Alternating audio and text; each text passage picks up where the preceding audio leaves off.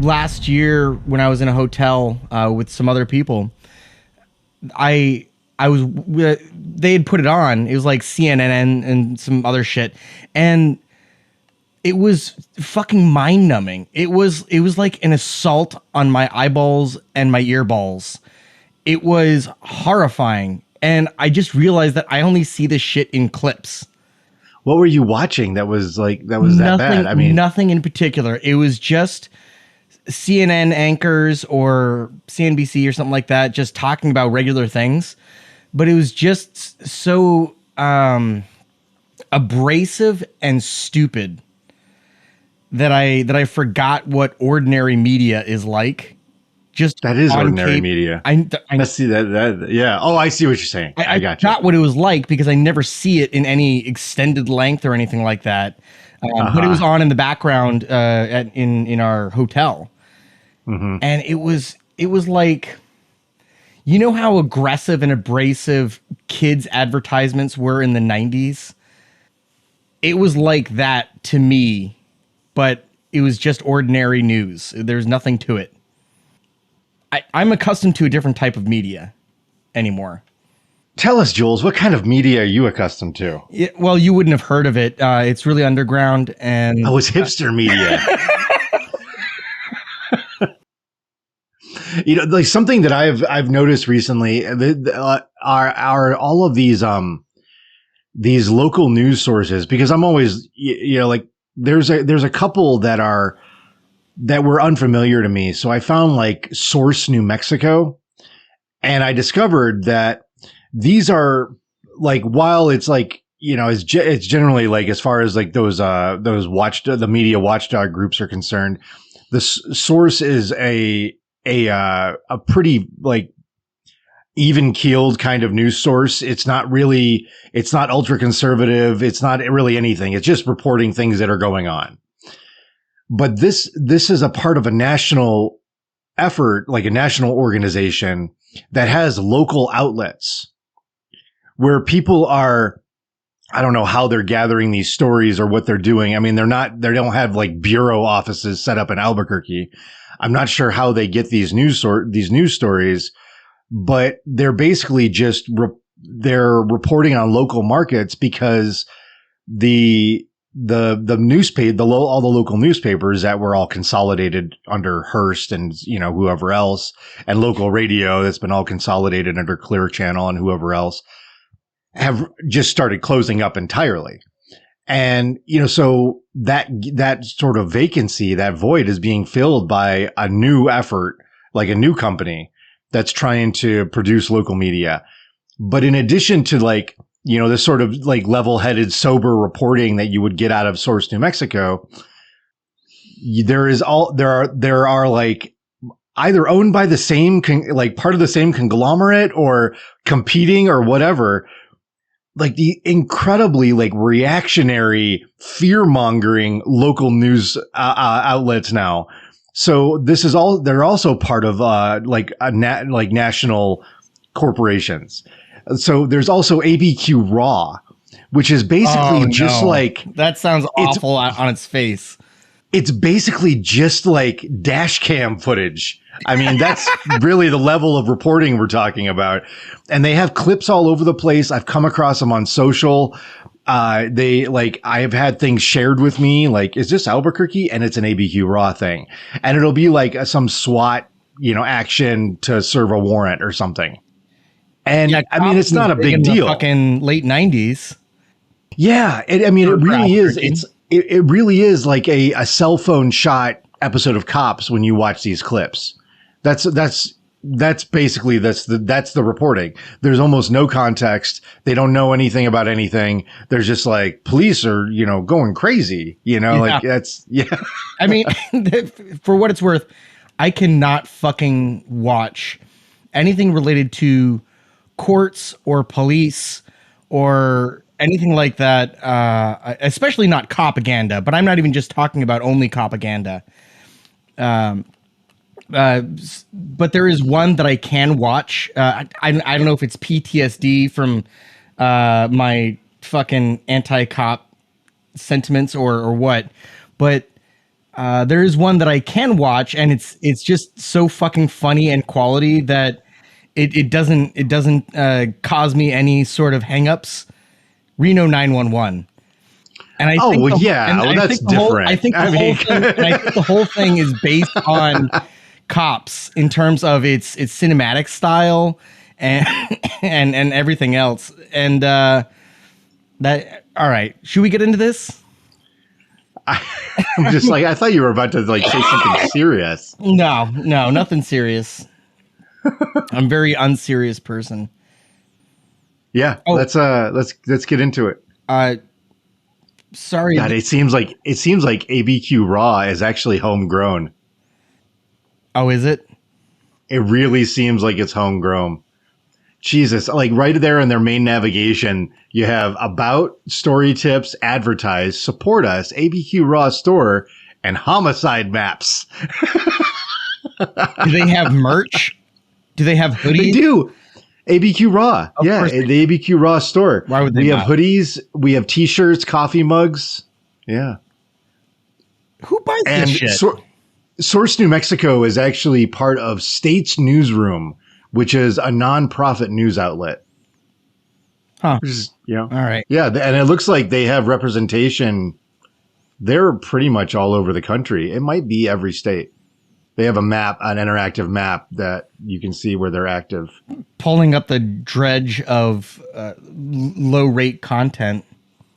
In Washington, the editor is Bill Lucia, and he's located in Olympia. And they launched in 2023. Olympia, Washington? I said in Washington, yeah. Oh, sorry. I meant the state. Sorry. I meant the state, yeah. Oddly, so that's who your editor is for Source Washington or whatever they call it. Your editor in your editors in your it's actually called Washington State Standard. Local editors in your area want to meet you. In Oregon, it's the Capital Chronicle. In Idaho, it's the Capital Sun, Daily Montanan, Utah News Dispatch, Nevada Current, Cal Matters, Colorado Newsline. What? Like all of these things, all of these different outlets are part of the state's newsroom. While this is looking like local media, but not actually local, obviously, there is one that I just came across recently that I like. Well, that's the thing, though, is that I was saying that like what are they doing? Like how are they getting this reporting? It actually they actually do have like a local partner.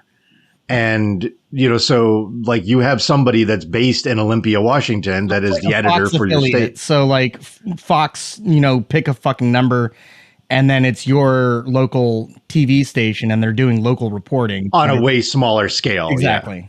Yeah. Yeah, that makes sense. There is a local, I don't know, TikTok podcast combo kind of a thing that I discovered recently in Seattle that is really fucking great. That is, it seems like it is a couple of women that are lefties and they report on local shit. I feel like it just launched, but I don't really know how long they've been doing whatever they're doing. But it's called like Burner Seattle or something like that. I have not gotten the impression that it's related to the fucking burners. I don't think they're going out into the desert. Is somebody trying to say that's our word? But they're really good, and I don't know, they're really fucking on it, and it's kind of refreshing to see. But it seems like a couple of women on a couch podcasting. But it is local reporting. It's really fucking great. On MDMA, huh? On MDMA. No. Burners don't do MDMA. Like they do natural, Sean. So that's mushrooms. What are you talking about? Are you talking about how burners? Many burners have you known? I lived with burners for a whole week. The entire house. You're going to tell me burners don't do ecstasy? No, I'm not telling you that. Okay. They do all the drugs. All right.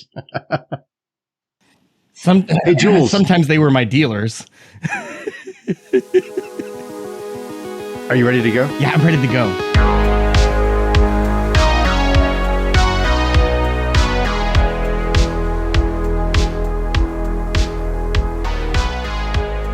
cold as ice, willing to sacrifice our love. This is the first time you've actually liked one of my titles for my episodes. I know, it almost is. Oh, man. I do not abuse Jules. No. I fell down the stairs. His titles are often long and ponderous or unnecessarily cryptic. Uh-huh. They're usually clever puns, and he hates my puns. Oh, but it's such an inside joke. Nobody's ever going to get it ever. Excuse me for being esoteric with my excellent puns. You're excused. All right. Well, this is actually a lot more serious than we're making it seem. This is supposed to be a very serious episode, if you can believe it. All right, you ready? I'm ready. So, Jules, are you going to tell them what show this is and what your name is? No, I'm not. Hey, everybody. Welcome to Wet Wired. I'm Julian Paul Butt, and this is Sean. The middle initials. And I'm Sean, no middle initial given Ondis. Today, we're talking about the rise of authoritarianism. In particular, it's from liberal states and how it builds on existing institutions. Specifically, goose-stepping. I think we should give that provision here that and just acknowledge that, yes, we understand we're always talking about authoritarianism. Yeah, pretty much. I mean, you act like it's something new. It's not. It's not. But when we're looking at goose-stepping totalitarianism or iron-fisted presidents in a banana republic, they are like Bukele. Like Bukele, they're always just retooling the factory. They're not building from scratch. And one of the tools that they use that are instrumental to any kind of authoritarian regime, and really a key marker of an authoritarian regime, is secret police. That's pretty much every 20th century example. The USSR had Cheka, Nazis had the Gestapo, East Germany had the Stasi, Ba'ath Syria had the General Intelligence Directorate. It happens not by coincidence. And also, fascists are not fucking creative. Like they're not here to reinvent the wheel. And it should tell you something about, that they're also terrified all the time, which is the reason that they want to know everybody's secrets, which is the reason that they want to create an informant state so that everybody's afraid of their neighbors, because they're terrified of the population.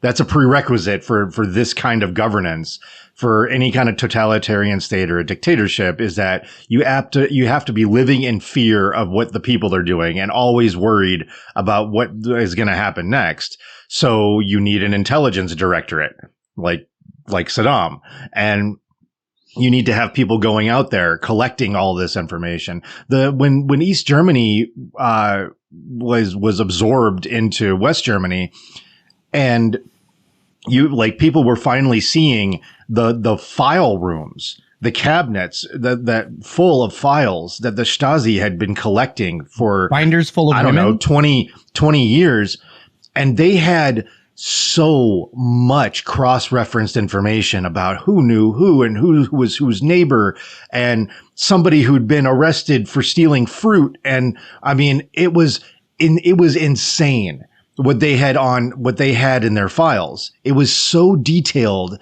down to this, what anybody would normally think would just be complete minutia.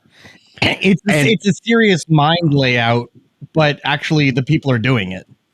Yes. Yeah, but they're actually doing it, and it is wild. But what is it? What is a beautiful mind? Beautiful mind, yeah. Very serious minds here. I think we are the serious minds.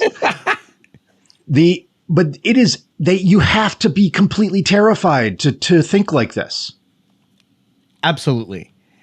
One of the things that makes secret police different than regular police is that they have targeted repression of opponents rather than this indiscriminate oppression or repression of populations that are suspected. Rather than ethnic violence? Rather than just broad ethnic violence.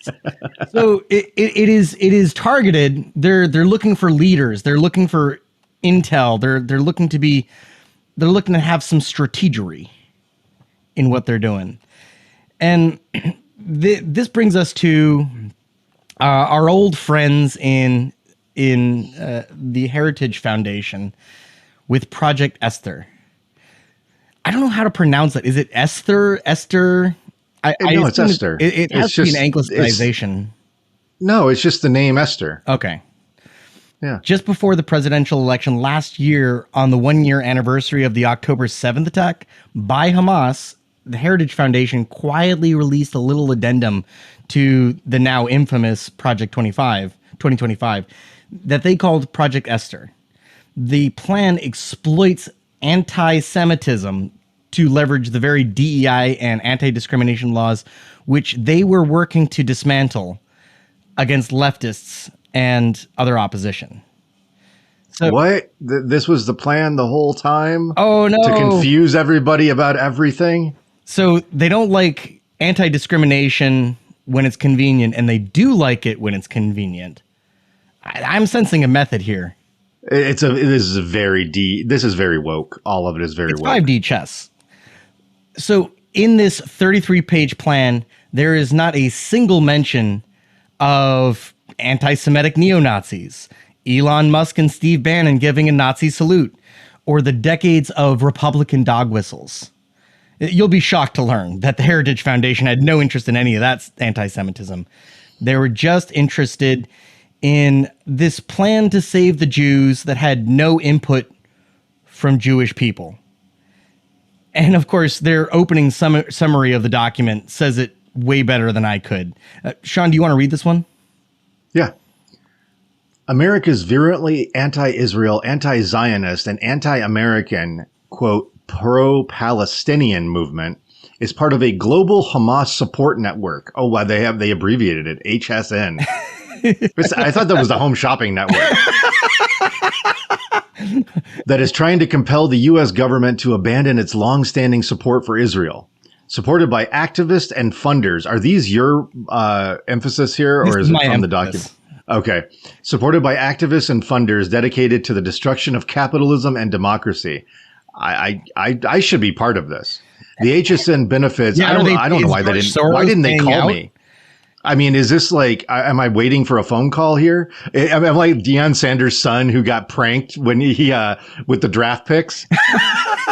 Oh my God. The defensive, the son of the defensive coach from the Falcons, got a hold of the call list of all these phone numbers and like called Deion Sanders' son, who is like, cause that's how old everybody is now. Yeah. That Deion Sanders' son was waiting to was part of the draft, and told him that he had been selected, but it was just like it was just his kid calling him. And he's like, well, you're going to have to wait a while longer cause this isn't real.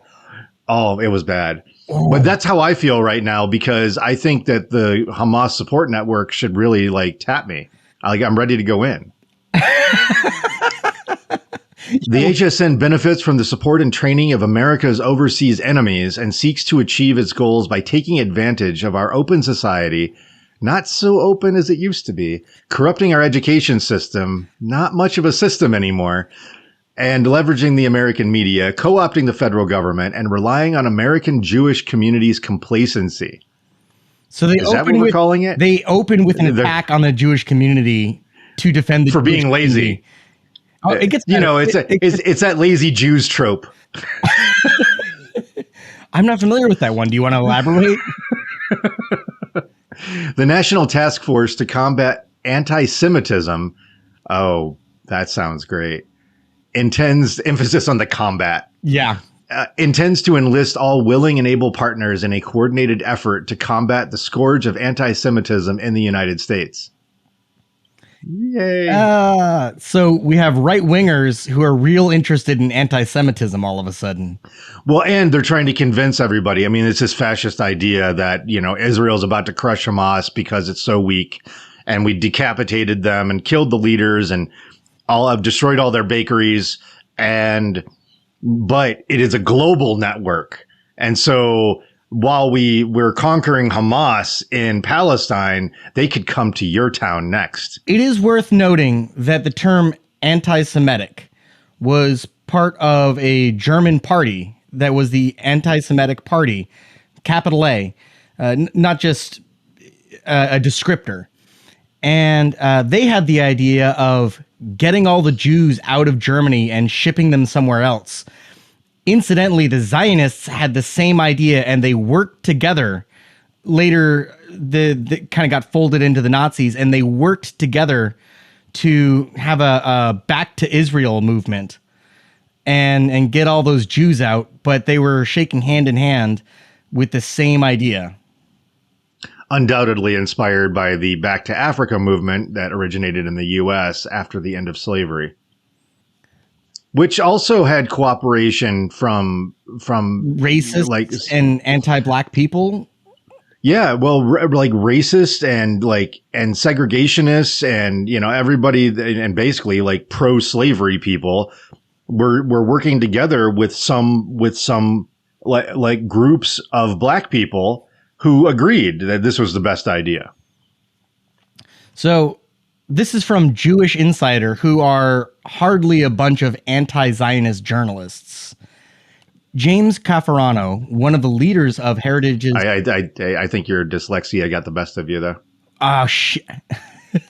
James Carafano, one of the leaders of Heritage's anti-Semitism task force and a senior counselor to the president at the Heritage Foundation, told Jewish Insider in an interview on Friday that he does not think anti-Semitism is a problem on the American right.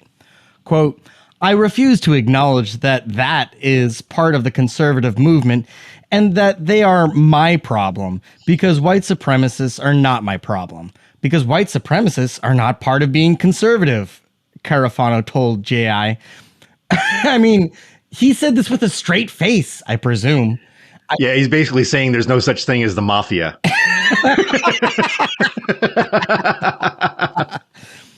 The mafia doesn't exist. And with a name like that, it's perfect.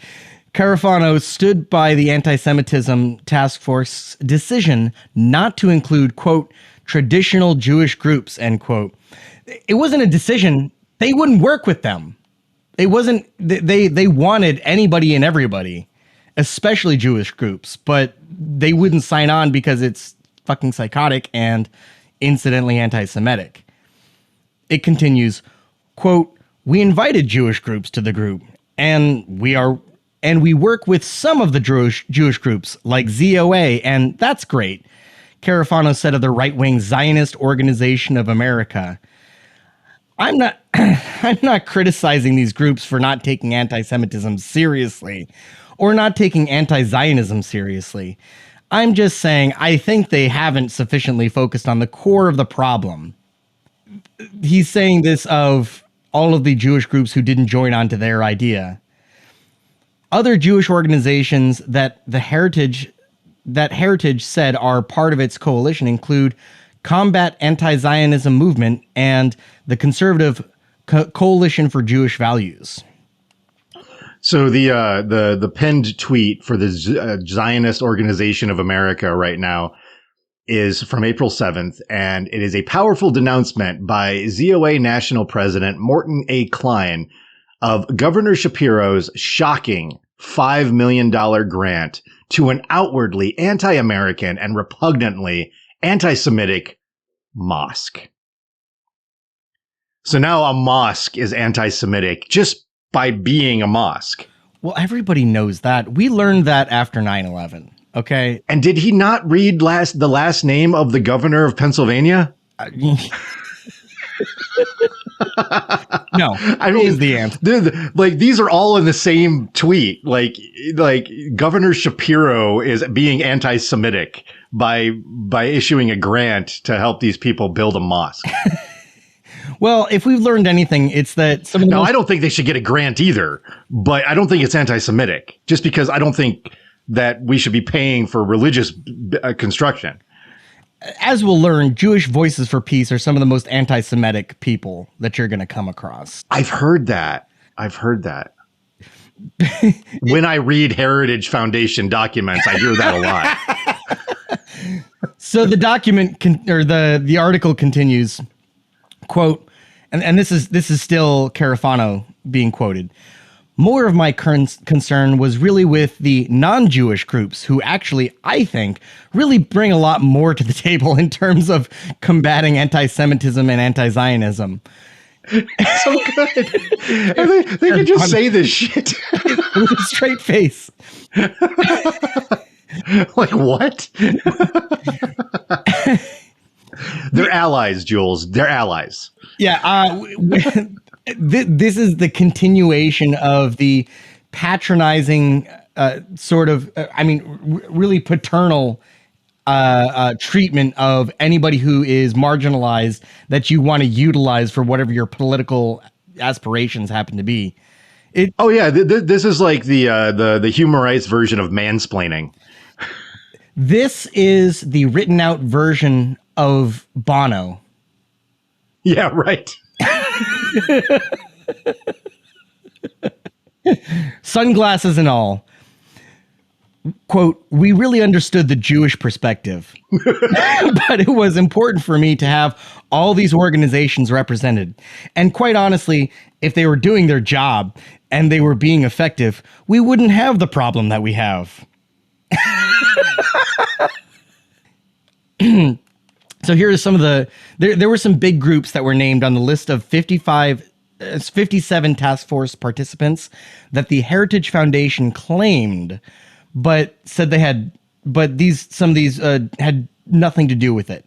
So some of these big groups. Wait a minute. Say that again. I don't quite follow. So there were 57 task force participants claimed by the Heritage Foundation, and some of the big ones said, we don't know what you're fucking talking about. Gotcha. Okay. And some of them include Christians United for Israel, the World Jewish Congress, the Hudson Institute, and the Atlantic Council, two large Washington think tanks, and of course, the Republican Jewish Coalition.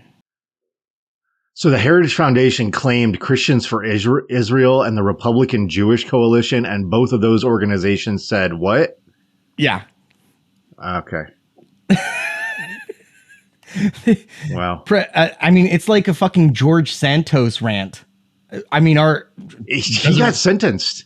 I know. Isn't that hilarious? 7 years. We've forgotten about Santos. Can you imagine him in his little sweater vests in maximum security? Can you imagine the scams he's going to learn about while he's in prison? Oh my God. You thought like fake dog surgery was going to be the thing for, to get rich off of. Santos is going to come out and school us. His entire style is inspired by Guillermo from What We Do in the Shadows. I'm convinced of that. He does look a lot like that character. Dov Kent, the U.S. director of the Diaspora Alliance, said this to Vox. Sorry, Jules. I hate being that guy. Diaspora Alliance said this to Vox. Do you want to read this one? Yeah, sure. The story of Esther has been repurposed by far-right Christian political movements. There's a phrase from the text that Esther was, quote, put into a position of power for such a time as this. And that phrase has been used by extremist groups like Moms for Liberty, protesters at the U.S. Capitol on January 6th, the Esther call to the mall. Oh, my God. The Esther call to the mall that brought hundreds of evangelical mall walkers to D.C. to protest reproductive rights. Queen Esther is invoked for this idea of spiritual warfare that must be waged against evil in the world, the battle against demonic forces that Christian nationalists believe they are in. So it makes sense that the Heritage Foundation would invoke this Christian nationalist frame for a kind of warfare against liberal civil society. They're Christian nationalists. I know that we know this, but just to beat a dead horse, Christian nationalists love to invoke the Old Testament when they want to get some horrific shit done, but they want to be anti-Semitic about it as soon as they say the New Testament is the only legitimate part of this text. The other stuff was before the rewrite. I know. Do you ever see the movie For Your Consideration? I have heard of it. I've been meaning to watch it. I have not seen it. Oh, okay, it's like Parker Posey and basically like a bunch of the crew from Best in Show and Yeah, that's why it's been what on was my list, but I haven't seen it yet. what was the one for that was about the folk music? God damn, it was so good. I never saw it. Oh shit! Oh, it's so good. This is But not good dialogue, Sean. You got to remember things. Yeah, right. I know, but like Eugene Levy was in it, and like, but anyway, it's all about this movie. They're making this movie. What do they call it? But it's about Purim, which is a Jewish holiday, and it's a story of Esther. And you know, like, so they go through all of this in the film, but I cannot remember what the name of the movie was in there. That's what I was trying to think. Home for Purim. That's what it was. Okay. And so it's a holiday movie, but they, you know, like, so the whole family gets together. Anyway, it's fucking ridiculous. I just keep thinking about different lines. I keep thinking Parker Posey's voice, while she's telling the story of Esther. Yeah. And she's fucking hilarious. She's such a great actor. Just like the ADL and the Democratic Party, Project Esther conflates any support for Palestinian freedom or any opposition to Israel's... A mighty wind. That's what it's called.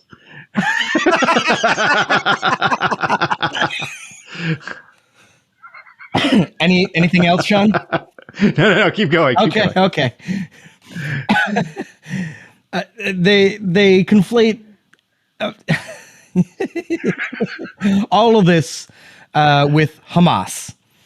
The difference is they've turned it into an entire attack strategy, a 33-page attack strategy, really. And any criticism of Israel makes a person part of the Hamas Support Network, or a group that is a Hamas Support Organization, or HSO. So they got a few acronyms here.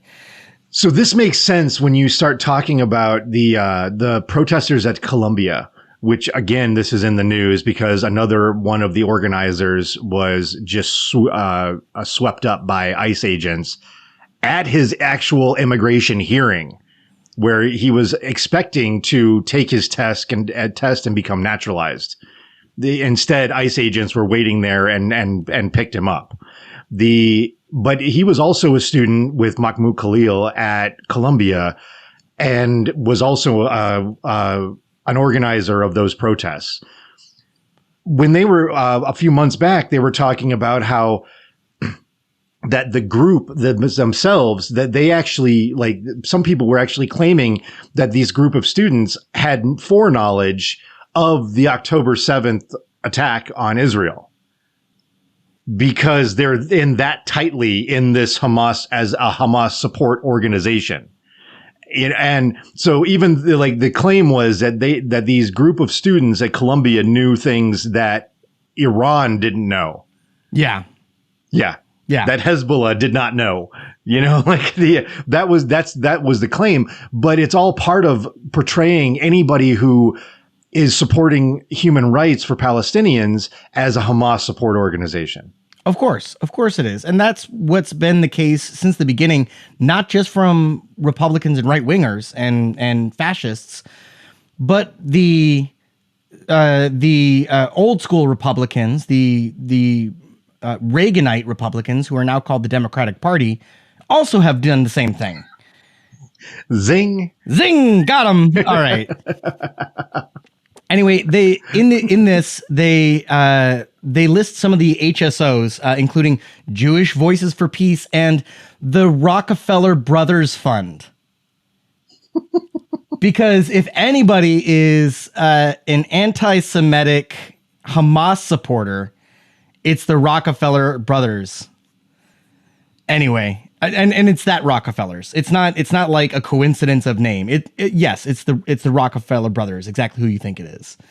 And of course, we have which doesn't really fit with the whole anti-Semitic Jewish cabal narrative that these same people tend to like anyways. So and that is separate from the Rockefeller Foundation, which is a different Rockefeller fund. Yeah, of course. And by the way, this names some of the representatives in the House as the Hamas Caucus. as a core group of about a dozen progressive members. So I mean, what must their story have to be like to include something like the Rockefeller Brothers Fund in this? Because, like, you know, this like the foundation was started by John D. Rockefeller, but the Rockefeller Brothers Fund was started by his kids, and one of their first projects was in the late 50s, and it was called the Special Studies Project, and it was directed by Henry Kissinger. yeah. I don't understand. Like, how is this like? This is a staunchly Republican group, and they basically had like Kissinger DNA woven into it from the beginning. And this is part of a global Hamas support network. It nary boggles the mind, sir. Yeah. Some of the dastardly things that these HSOs are doing include that they, and this is a quote from the text again. I see. I didn't realize this. In 2011, I'm just reading this now. Yeah. One of the people went to Israel, or to Palestine specifically, and then like there was like hit the brakes and became a major source of funding for BDS campaigns. One of which people? His name is Stephen Heinz. He was a board member, at least back then, in 2014 when he went to Palestine, and actually the whole board went. Well, he was the director at the time, the chairman, and then they all of a sudden decided like, we need to start supporting boycott, divestment, and sanctions. Oh, did they really? That is fascinating. And so since 2013, they've donated at least $880,000 to Jewish Voice for Peace, Zokrat, and U.S. Campaign for Palestinian Rights. I did not know that. All right. Well, so apparently they're Hamas supporters. That tracks. Yeah.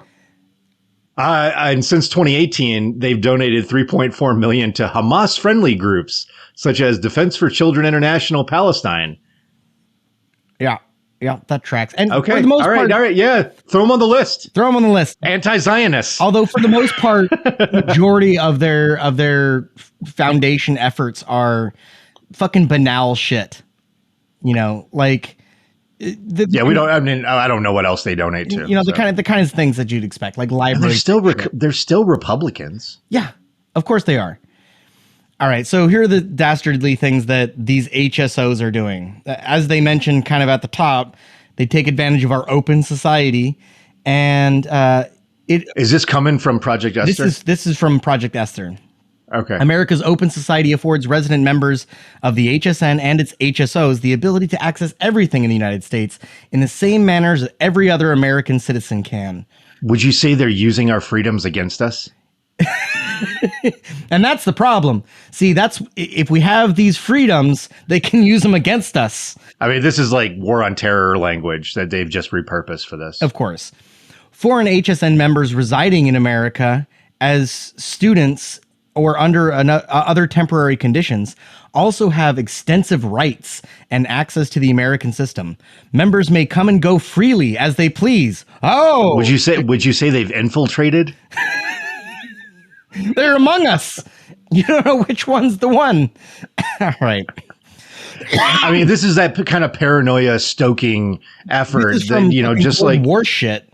Anybody I mean, it's just like neighbor against neighbor kids reporting on their parents. Yeah. I mean, the war on drugs did the same thing, where I remember campaigns in school where we were supposed to tell our teacher if we saw our parents smoking pot. Yeah. HSOs have complete access to the U.S. economy to generate and spend money as they see fit. Yeah. And just because they live here. Because they live here. And they're allowed to get jobs.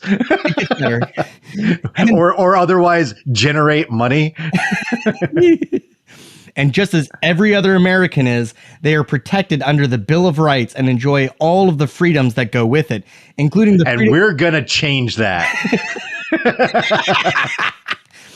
Including the freedoms of speech and assembly and the right to vote.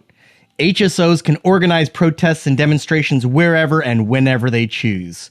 I imagine this as some kind of horrifying PSA that you would see in the 30s or 40s, where it's, the dastardly threat could be around the corner from anywhere. They're protesting and having rights. I mean, but they can't vote with a student visa. No. Yeah, I mean, what are they even talking about? I mean, temporary residents can't vote. They're not. Well, they're not citizens. They're talking about the HSOs, so that includes anybody who's part of this Hamas support network. So if you're part of the Jewish, I think the language is purposefully vague here, so that it actually, if you were to read this and not think about it and just like skim through it, you would come away with like the new knowledge. I never knew that people on student visas could vote. That's not even how they're framing it. I didn't know that terrorists who are coming here in the dark of night could vote and set up their underground cells, their terror cells. That's really how they're framing it. And of course, as you might imagine, they're going to have a problem with liberal media and TikTok and immigrants and professors. Always the professors. Always. Do you want to read this liberal ass professors? Do you want to read this little section here? Corrupt of course they see a problem with these things, and they will, all those people will corrupt the U.S. education system. HSOs have infiltrated, I knew the word would come up, have infiltrated their ideology into the U.S. education system across all levels. It is pervasive infiltration. The U.S. education system fosters anti-Semitism under the guise of, quote, pro-Palestinian, anti-Israel, anti-Zionist narratives across universities, high schools, and elementary schools, often under the umbrella or within the rubric of diversity, equity, and inclusion, DEI, and similar Marxist ideology. I don't think Marx was much of a DEI guy. I don't think so either.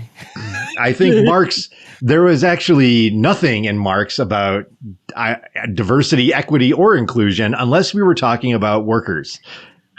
And in fact, there were later critiques of orthodox Marxism for its lack of intersectionality and its obsession with materialism of everything comes back to the worker's relation to capital. Everything explained, even every cultural nuance is explained by the worker's relation to capital. But some of that just doesn't explain some of the nuances of racism and some of the nuances of settler colonialism. Well, right, especially when those things, when it goes beyond nuance and it's structural, when it's built into the system, when the system can only work the way that we know it to work with racism built in. And of course, the racism overlaps with capitalism and that stratification. Sure. Well, I mean, in that sense, I think weaves. Yeah, I think that because capitalism requires oppression, and so you just pick the target group that you're going to oppress, and why not Hungarians, or whoever, the Irish. It needs a target group to beat down and exploit so that capitalism will work. Otherwise, you don't have functioning capitalism, because you can't have people getting disproportionately wealthy if there aren't people that are disproportionately poor. Yeah. And it's got to be somebody. It's either and in some, I don't think capitalism needs racism, but it needs oppression. Absolutely. And racism is just provides a happy target for people who don't like other skin colors or whatever.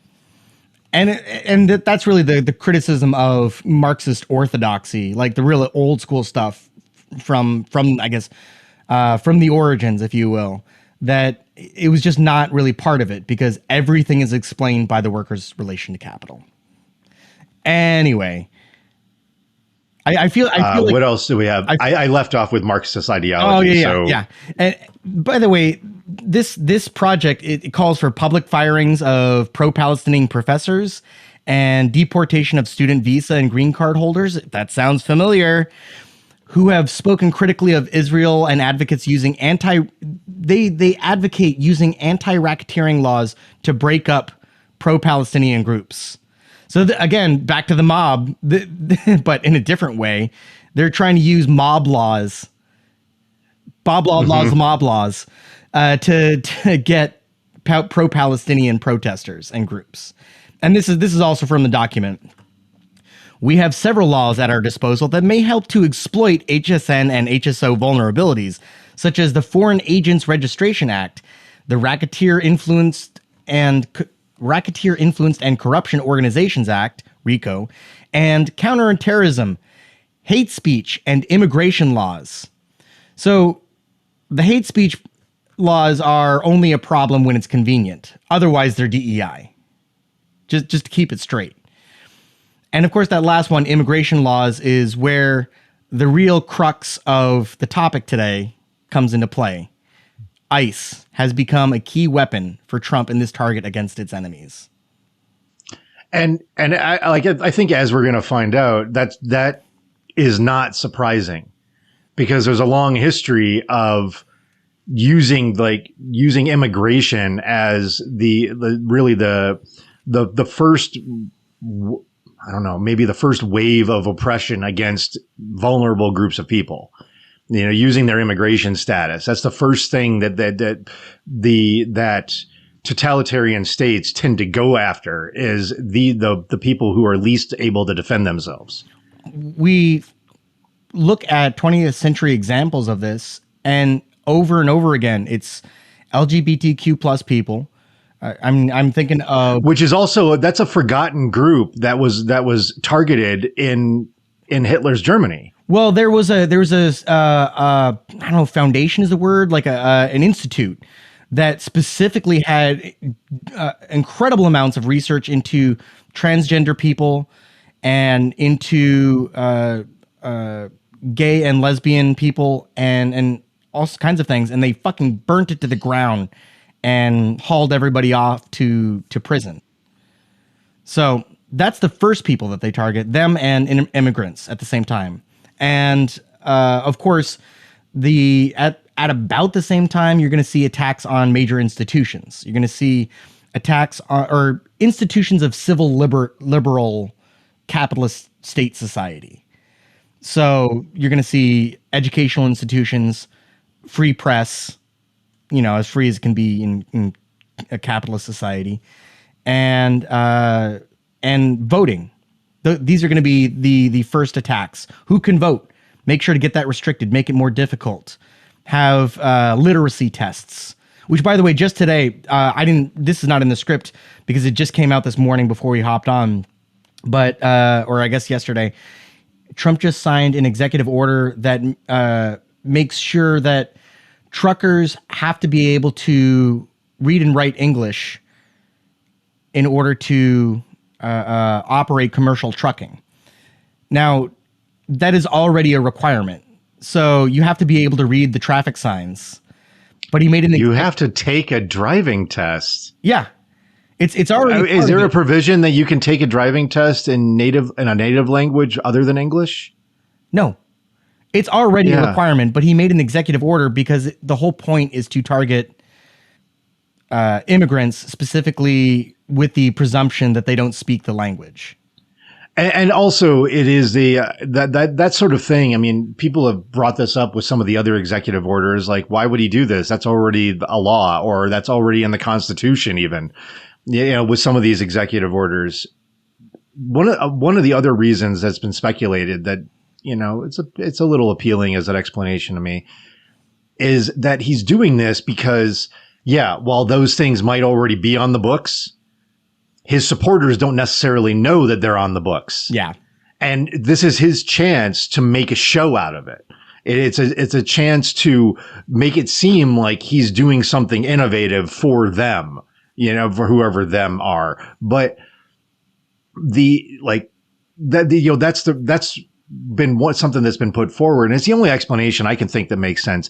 Another explanation is that Trump has no idea what's legal and illegal, and a lot of the people around him don't know either. So just in case, they're going to do an executive order. Yeah. You know, like they're not going to rely on, you know, on some, you know, some like long-standing like legal precedent or something that's an actual amendment in the, you know, like they're going to instead rely on the executive order.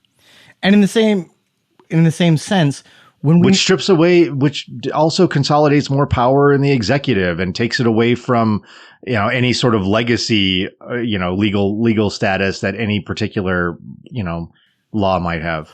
With some mild degree of irony, but not really that much, the same people who have been attacking public education for fucking decades under the auspices of, at the very least, when it started with Jerry Falwell, it was racism and segregation. And then they kind of changed around the language a little bit to say, the freedom to choose private schools. That's all this is about. We want to have the freedom of private schools. This isn't about segregation and racism. That's totally what it was about. And so they've been attacking public education for fucking years and working actively to defund it and in any place that they can, such that it's working. It's working, and you're going to have and we have shocking rates of illiteracy in the United States. So your homegrown folks who might be driving trucks might be illiterate more so than the immigrants who might be driving trucks. Wouldn't that be funny? Yeah. That's called irony.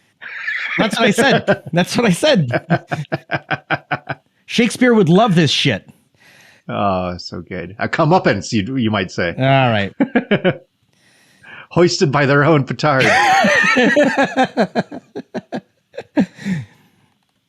If it weren't for you meddling us. Ah, shit.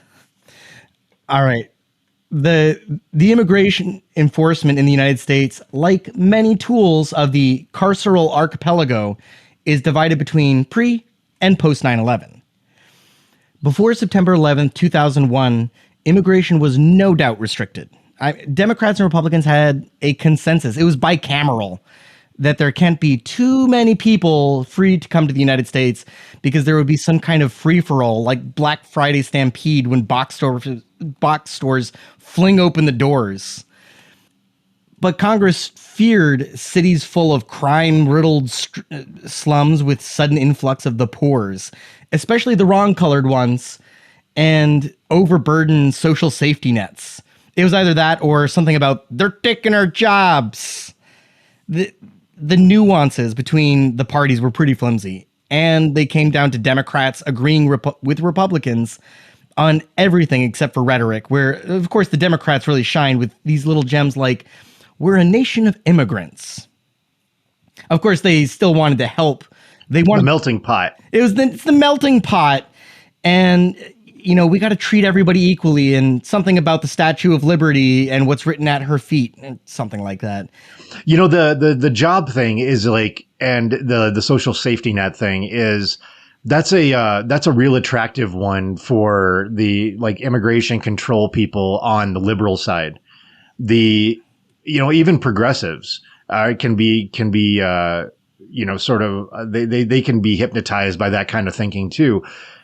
Even Bernie Sanders actually, in the aughts and late 90s had some protectionist attitudes and policies regarding that. I think they missed something here, is that when it comes to the immigration stuff and specifically unemployment rates, that's generally the attractive thing to liberals, that, the unemployment rate is already 10%. If we allow this sort of unchecked immigration into the country, then the unemployment rate's going to go higher, and there's just going to be a bunch of people with no jobs.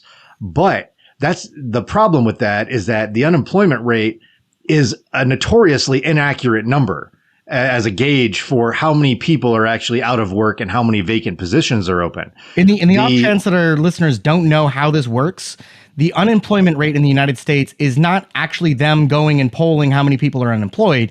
It has to do with the people who claim unemployment insurance, which is, of course, a fraction of the people who are actually unemployed or underemployed. Right.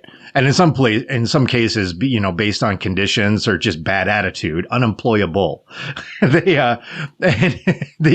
Usually it's not conditions. That was a joke, everybody.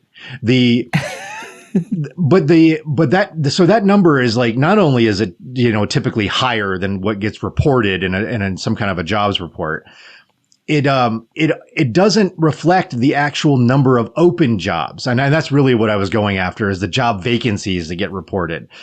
because those open jobs are all on the books jobs that are open. They're not jobs that typically are filled by immigrants, especially immigrants that do not have legal status. Those jobs, those people are coming and they're taking jobs that were always open. And like also nobody who is collecting unemployment is taking. Yeah. And also typically targeted towards that specific population. A lot of times they are catered for that population. And this is your construction, fruit picking, vegetables, any kind of agricultural jobs that requires manual labor.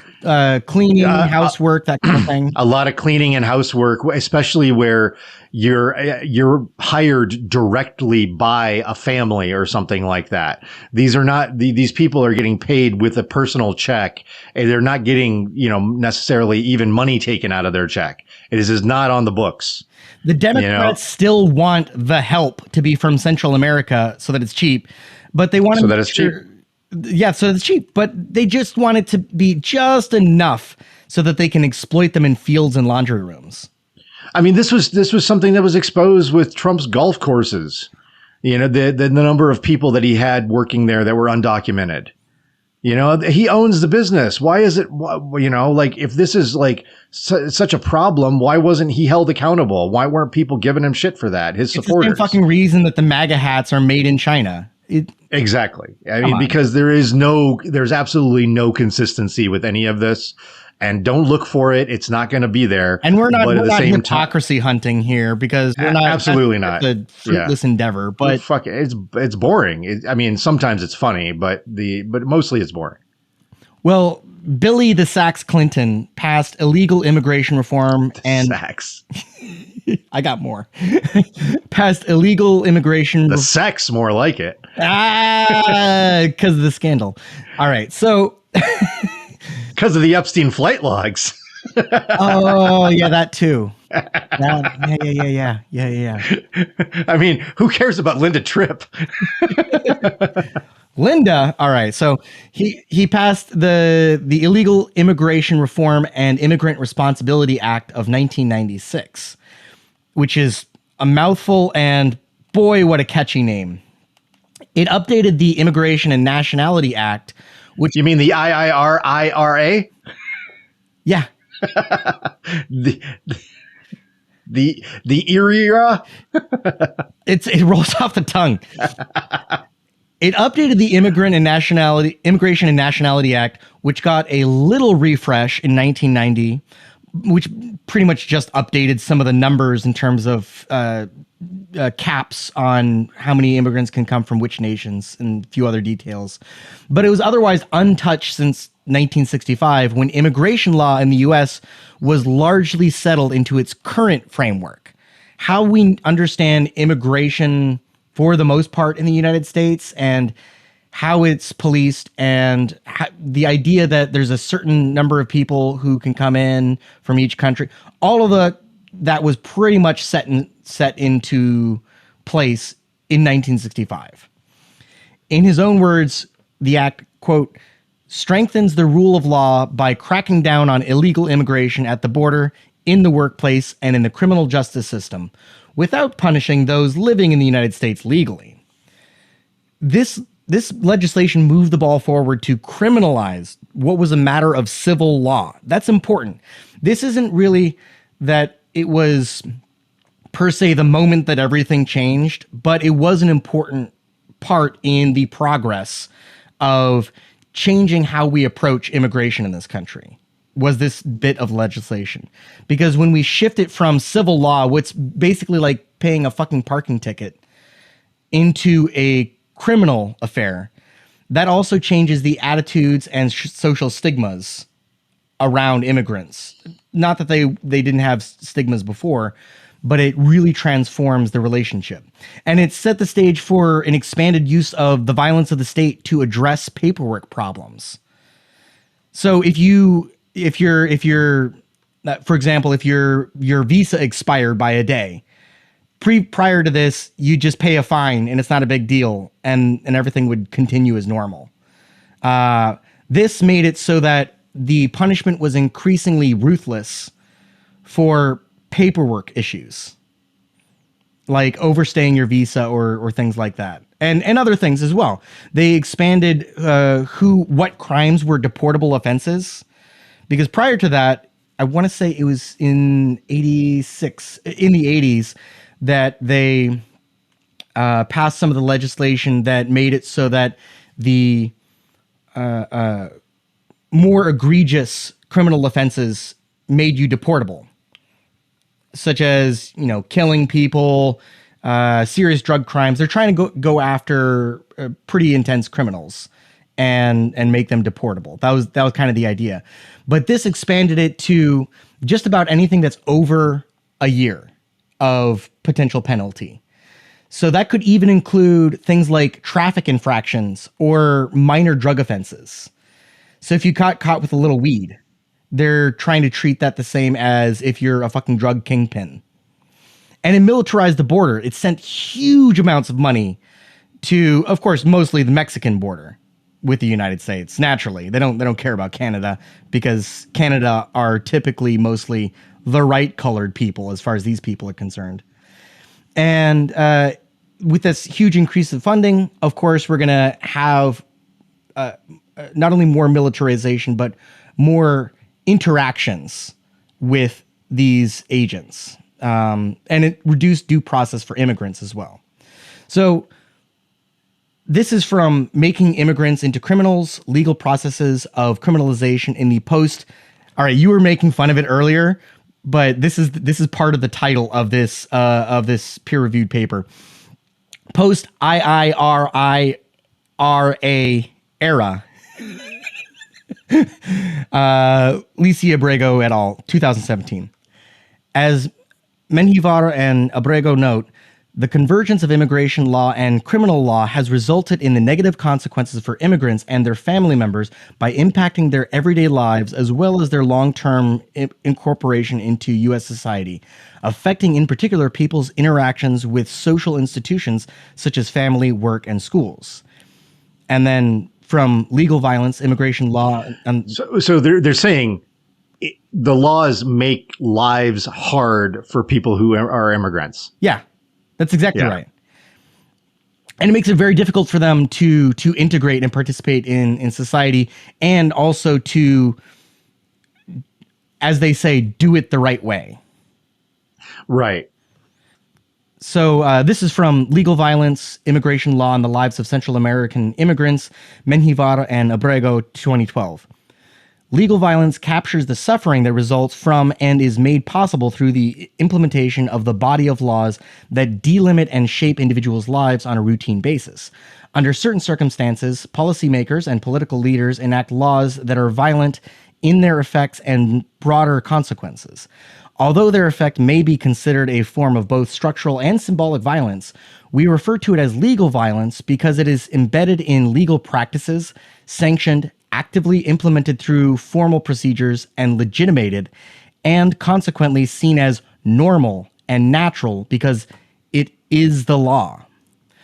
This point is important, I think, because what they're saying in part is that it is codifying culturally that anybody who is undocumented, or anybody who overstays their visa, or anybody who is in some kind of violation of what is civil law. Again, think of paying a fucking parking ticket here when we're talking about civil law. Anybody who's in violation of this is a criminal on par with people who are burgling your home, people who are rapists, and so forth. They're trying to put it on the same fucking level here. And not only does it add to the stigma, but it adds to the potential violence through the legal system and legitimization of this idea of immigrants as inherently criminal. Committed to seeing. Peter. Very quickly, just following up on the question on immigration first. President Trump, during the course of the campaign in 2024, said the following about illegal immigration. He said, they're going back home where they belong, and we start with the criminals. There are many, many criminals. NBC News has learned that ICE arrested 1,179 undocumented immigrants on Sunday, but nearly half of them, 566 of the migrants, appear to have no prior criminal record. besides entering the country illegally? Is the president still focused exclusively, which is a civil crime, it's not criminal? It's a federal crime.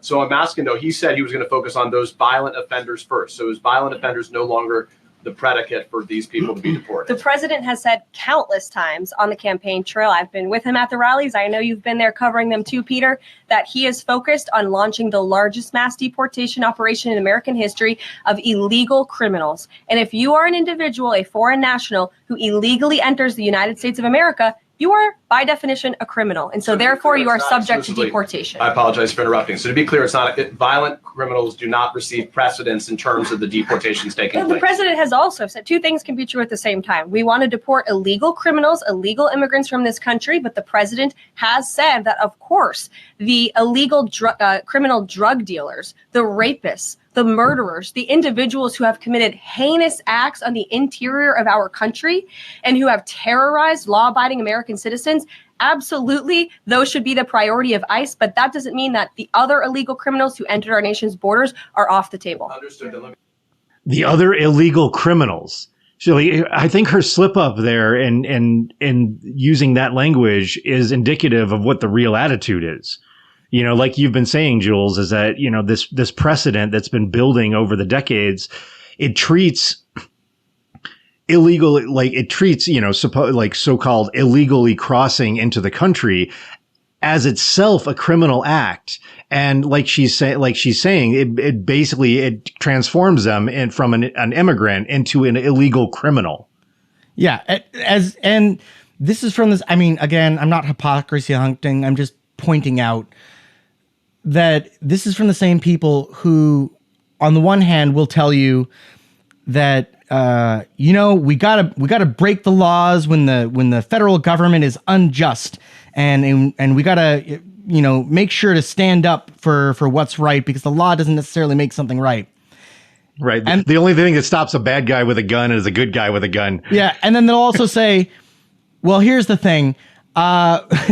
If you break the law in any way that's convenient for my point right now, in any way, then you're a criminal, and you're inherently a criminal. You were born criminal. It was determined by God at birth. These are people completely allergic to numbers, too. They hate data. They hate actual evidence, like things like that, like statistics that say that among immigrant populations, violent crimes are actually like committed at a far lower rate than they are among the rest of the American populace. Yeah, no shit. Of they course. hate that. They can't stand it. They don't like it at all. No, because that's not my point. I don't want to hear that. Because it's never about that. It is never about using data to formulate some kind of model of reality. That's not what this is about. It is about having a story that you like, and anything that works for the story is good, and anything that doesn't help the story is bad and evil and stupid and wicked and illegal. It's the era of vibes immigration. So, Jules, I think we should probably break here. I think. Oh yeah. Well, one more thing before we break, and then I agree, which is that on the note of vibes based deporting, I do want to put a pin in this on the point of who's doing the deporting, because Trump is doing all this talk about how much deporting he's doing and how much deporting he's gonna do, but we got the deporter in chief, Barack Obama, who holds the record for removals, and that's an important point. Removals, which are one of 4 classifications of what they call repatriations. Deportation is not a legal term, apparently, or not a category that they use. So he had about half of the total repatriations of W, and enforcement returns are pretty high under George, now watch this drive, Bush.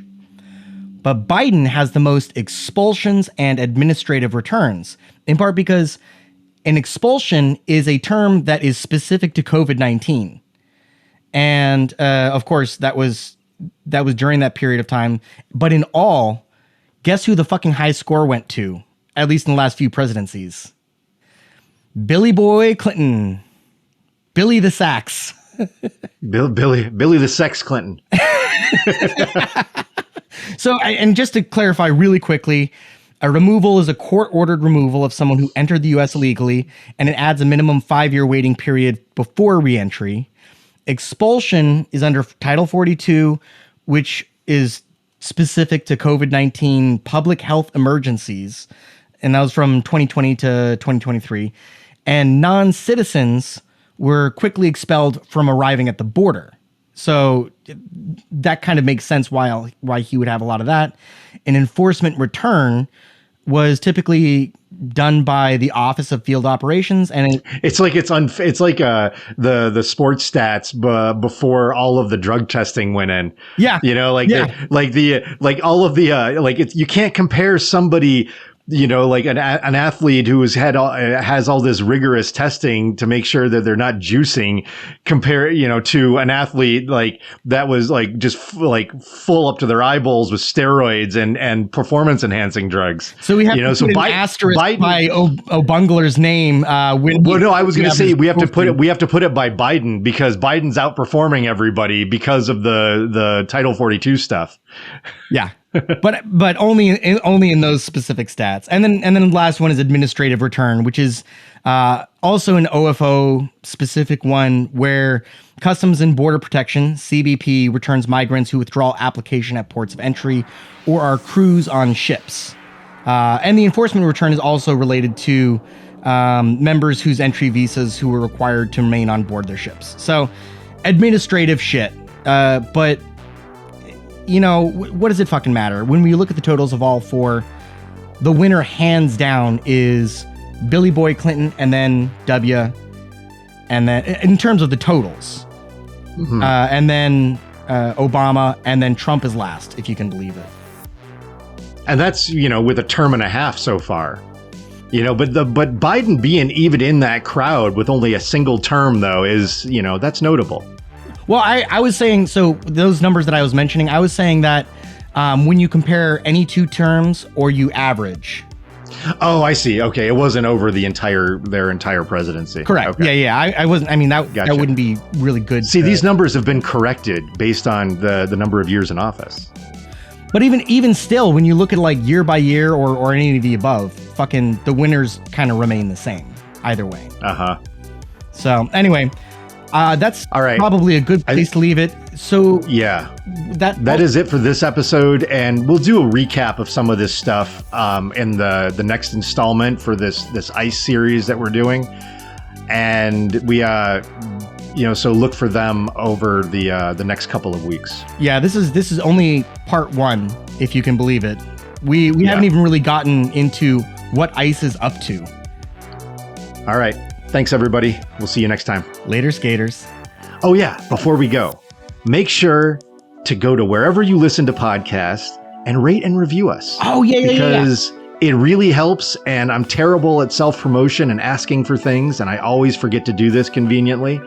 But absolutely go do it. It is, a lot of the apps, it might not even be Spotify or Apple Podcasts. I mean, that would be great to have ratings and reviews over there. But even a lot of the apps like Player FM has the ability or Pocket Cast is another one that has the ability to rate a show that you listen to.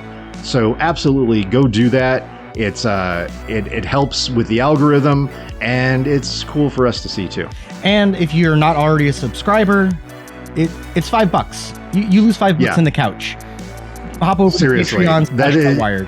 And it's actually not even $5. There's even there's a total cheap ass tier that's available as well. So, for under $5, because people don't have a lot of money in these tough economic times. You can get eggs. It is literally half the price of a dozen eggs. And it really helps. We're not getting rich off of this yet. Yeah, but it helps. It is encouraging for us, and it helps subsidize some of the work that we do. So by all means, yes, go get the free trial, subscribe, become a patron, do all the things. Thanks, everybody. All right. Later.